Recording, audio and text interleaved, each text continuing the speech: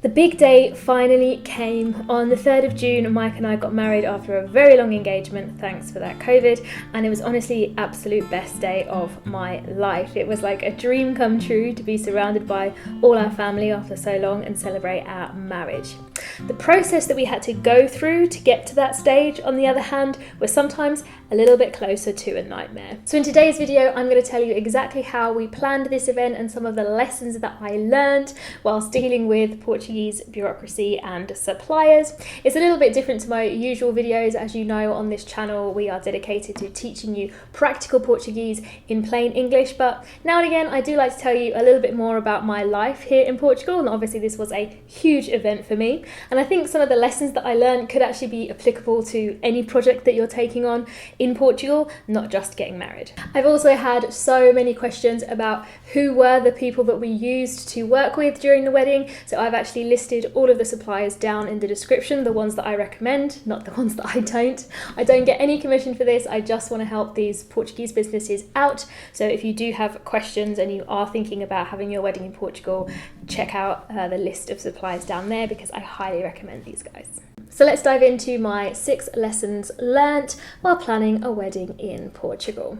The first one is nice and straightforward. There really is a go-to website where you can do most of your research in the beginning, and that is Casamentos.pt. Casamento obviously being the word for wedding in Portugal. They have all sorts of wedding suppliers, and you can of course read a bunch of recent reviews, and this is how we found our venue and our caterers, who I could not recommend highly enough. They are called Fora de Casa, and they did an amazing job. They were so professional from beginning to end. The food was delicious and affordable. The whole thing actually cost us €90 a head for a 4-course meal, open bar, and even our wedding cake. So they truly lived up to their reviews, but some of the other suppliers didn't, which brings me on to my next tip. Even if you are using a specific website for whatever project it is you're undertaking, also check the Google reviews. This is something that I did not do and I paid for it.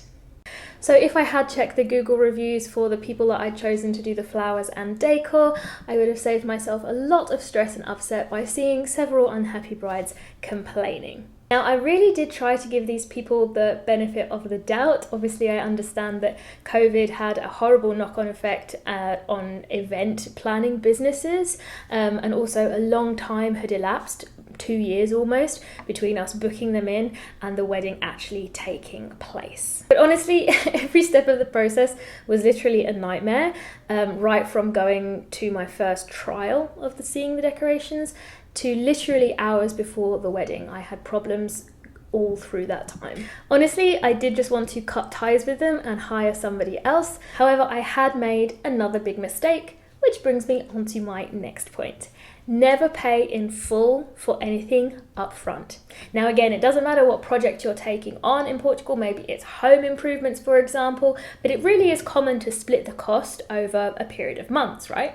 But you really want to make sure that you are holding a chunk back to be given over when the work is actually completed. It sounds like a no-brainer, but again, because so much time went by because of COVID and we postponed our wedding twice, we'd actually paid the full amount by the time the wedding came around. So when things started to go wrong and get really, really sticky, I didn't have a leg to stand on because they already had all our money. So in the end, I had to just hope that they would turn up and do an okay job, and everything was okay in the end. But as I say, this is a really, really important tip, no matter what project you are taking on in Portugal, to actually make sure that you're not paying in full in its entirety up front. Now, this experience also actually taught me something really important when it comes to customer service in Portugal and the culture around that. Okay, so usually in the UK or the US, what we are used to is if you're not happy with something and you complain, usually they will want to try hard to meet you halfway, find a solution, and make sure that they don't lose your business. That's not really the way it works here, and once I understood that, I was able to deal with things in a completely different way, which actually had a much better result. So again, for us in the UK, for example, the saying is, well, the customer is always right. Not that that gives you an excuse to be unpleasant, but as I say, genuinely, businesses will try and help you out, make sure that they don't lose your business. A Portuguese friend joked with me recently when we were having lunch that actually, no, in Portugal, it's usually the customer's fault. And this is really how I felt throughout this whole horrible kind of situation I'd got myself into with this particular supplier. Even when I tried to be very patient and calm and polite, expressing how this really wasn't kind of what I had asked for and what I was looking for, and that changes needed to be made, instead of meeting me halfway, I found that they actually became very defensive and hostile, and then the whole situation kind of spiraled out of control, which was a real shock to me and not really what I was expecting it to play out like. So I really did learn in a painful way, you cannot go about complaints in the same way here. Rather than showing that you are displeased, you should actually go in the opposite direction and be extra nice about it. So that brings me on to my next point, killing with kindness. When we faced difficult situations with the planning of this wedding, we were completely at the mercy of the person on the other end, whether that was the person granting the marriage certificate or some kind of supplier, okay? Now, you have to remember that people can be very poorly paid and very undervalued in their job. So when yet another person complains to them, why should they want to help them out? I get it, okay? And that has really reprogrammed the way I go about getting things done here. The solution we found was to actually try to connect with people on a personal level and be really, really sort of killing with kindness. Because if somebody likes you, then yes, they will go out of their way to help you. Now, I'm not saying you have to be false about it. I'm saying that you just can't go about making complaints in the same way that you would in your home country, for example, because it just doesn't work that way. People don't respond in the way that you hope they would here, all right? So just be nicer about it. Remember that people have difficulties in their jobs and are often faced with a lot of unhappy, ungrateful people. So try as much as you can, deep breaths, patience, and be very calm and nice about the whole thing. You will get a much better result. So this is what happened during our final attempt to actually get the marriage certificate that we needed, the license to actually get married legally in Portugal. When we were about to be sent away for the third time from the Registry Civil, instead of getting angry, I got more honest, and I was just really, really sad. And so the really nice lady behind the counter could tell that we were trying so hard to get this done and that we were stressed and that I really was at the end of my rope. So she really went out of her way to help us sort it out. And she ended up being the person who came along to the ceremony and actually did the legal marriage part for us, which was really nice. So getting the marriage license was actually the most stressful thing about this entire experience. And that brings me on to my next point. It seems strange, but yeah, my advice is don't get married in Portugal. But by that, I mean the actual legal part, okay? Portugal is an amazing place for your celebration. Maybe you're like me and you live here now, so you want to do it here because it's special for you, or maybe it's a destination wedding. But either way, you might want to consider doing the legal part in your home country. Now, for me and Mike, it was always going to be complicated because we're from two different countries, so somebody was always going to have a headache with the paperwork either way.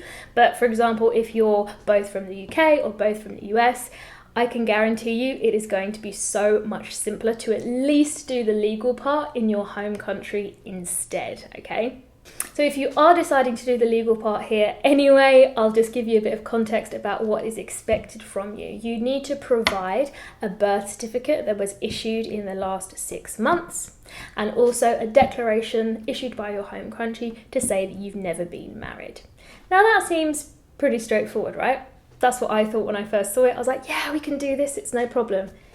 It was a problem. So here's the reality. Every document needs to be requested and paid for in your home country, then sent to be notarized in your home country. So getting an apostille is what it's called, the official term for saying that yes, this is a legal and valid document. It then needs to get sent to Portugal, where it has to be translated and then notarized again. So this is a 4-step process, and for us, because we haven't been resident in our home countries for a long time, it was really tricky to get done. We had to send the documents to family, they had to send them to here in Portugal, and the Portuguese postal service isn't the most reliable, so we lost a lot of time and a lot of money trying to get these documents together and for them to be correct and accepted. Once you have all these documents, you then need to go along to your local Registry Civil to actually submit them all. And this is where it got dark. We had to go 4 times before we were actually granted this marriage license. The first time we went to the Lisbon office because we'd heard that it was quicker to get seen there. But I left in tears. So I have to say I really felt for my students at this point, my students that I teach Portuguese, because I'm always encouraging you to have a go in this type of situation and try and speak your Portuguese and get things done in Portuguese. But honestly, the room was so echoey. We were both wearing masks. There was a glass partition between us and the lady who was asking the questions, and we were sat so far apart. I literally couldn't hear anything, let alone understand it. And the lady was so mean. Now, I will admit that I lost my patience, which I'm not proud of, and as I say, I have learnt from these experiences and will not react in the same way again. But anyway, basically, most of the problems with our documents were in fact that the translations had incorrect dates in them. Now, again, this was stupid of me. I didn't check the translations. I just trusted that they had been done correctly. But even if you don't speak Portuguese, you can check that at least the dates in your official documents. Again, this doesn't just go for a wedding. This can go for any time that you're doing bureaucracy in Portugal. Make sure that the dates have been translated correctly because, for example, Mike's birthday had been translated incorrectly because in America, you write the month, then the day, then the year. So the translator actually done this incorrectly in the translation. So this was the first mistake, but more and more kept coming up each time that we went back to get these done. So of course, everything had to be translated and notarized all over again, and the bill for this just kept going up and up and up. We were also sent on a wild goose chase of some different documents that we needed when actually it turned out that we didn't need them. So it really was extremely stressful for about 5 months trying to do this process. We tried a 4th and final time just 7 weeks before the wedding, and here's what happened. Good morning. It is 8:15. And we are at the Registry Civil for the 3rd time. Today has to be it. I don't think I can handle being turned away again for another reason. Some of the reasons have been valid, some of the reasons have not been valid about our documents. So yeah, I mentioned in a previous video, in the one what I wish I'd known about moving to Portugal, that when you have to do any kind of bureaucracy, you need to get there early, and by early I don't mean 9 a.m. when the doors open, I mean like 45 minutes beforehand. So it doesn't open till 9, but we're already here to get in the queue, and our plan actually hasn't worked because check out the queue already at 8:10.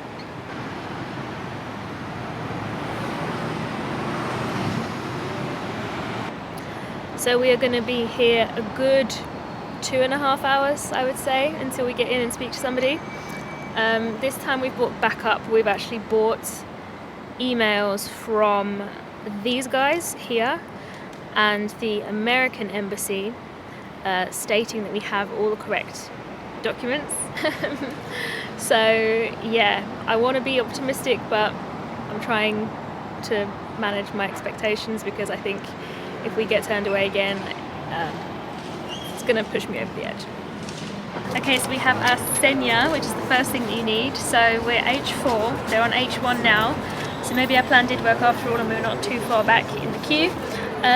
So now it's just the world's most boring game of bingo. It's now 2:45 p.m. Still no marriage license.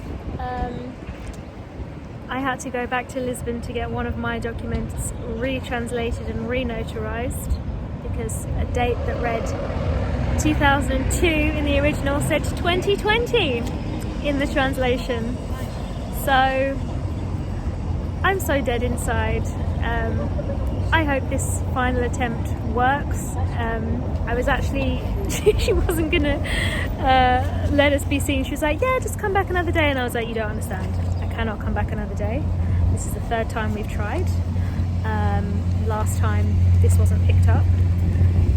So anyway, I begged and I actually got this little note that says I do not need a senya to be seen when I come back. So at 3 o'clock I'm allowed to go back in with this piece of paper, submit these documents, and in theory we will be done, but I just can't allow myself to believe it and be disappointed again. Wish me luck. It's 4 p.m. and we have done it. We are all signed up to get married on the 3rd of June. Now I actually do feel better. I feel lighter. I'm glad that this whole process is over. And I never, ever, ever, ever, ever want to do it again. Lucky for Mike. That actually cost us another €230 just for that bit, and we'll have to pay for the transport of the registrar on the day. So it's going to have a hefty price tag by the time we finished with this documentation. If I have my life all over again, then we would have gone to Vegas. Now we can get back to the fun stuff and look forward to actually getting married legally. So this stress fest ended up costing over €2,000, but we got there in the end. So the final lesson that I learnt, when I couldn't find the things that I wanted in the shops in Portugal, which is quite often, I was able to go online. For example, all of our stationery was digital downloads from Etsy that I was able to customize myself, and then I could send them to print in a local shop. Shout out to Let's Copy in Saldana, who did all our printing and were amazing and also really, really affordable.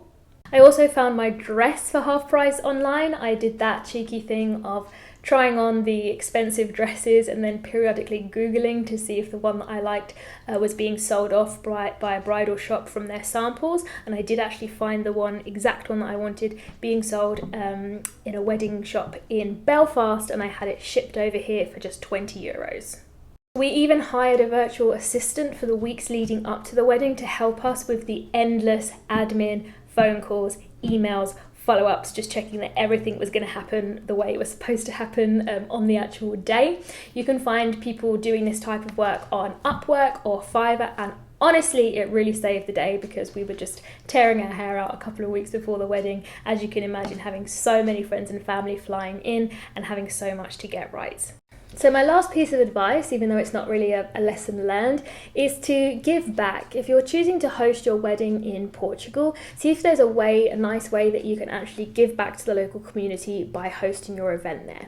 So this might be having a local business do your favours, for example. It could be a charity donation on behalf of your guests. For us, we decided to donate the leftover food to a local food waste charity because there really was so much of it, and I'm really glad that we were able to do something like that so that we could feel that we were actually doing something to help the community as well. So was it all worth it? Honestly, yes. At 6 p.m. when the wedding started, despite the fact that it had been raining all day, everything really did just click into place, and it was just a magical 48 hours. The sun came out.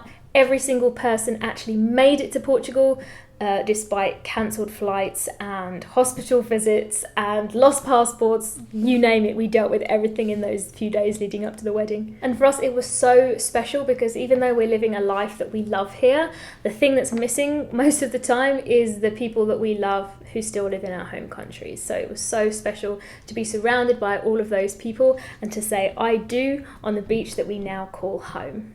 We did recently move to Costa, Caparica, on the other side of the river from central Lisbon. So we're going to be walking along that beach and remembering that evening for as long as possible. Our little puppy Harry was there too. You'll be meeting him soon in an upcoming video about having a dog in Portugal. So if you are planning a wedding in Portugal, good luck. I hope it is the most magical day that you have been dreaming of. For those of you who love my Portuguese lessons and you were just here because you were curious, I see you, I love you, and I'll be back next week with more practical Portuguese lessons just for you. Ciao for now.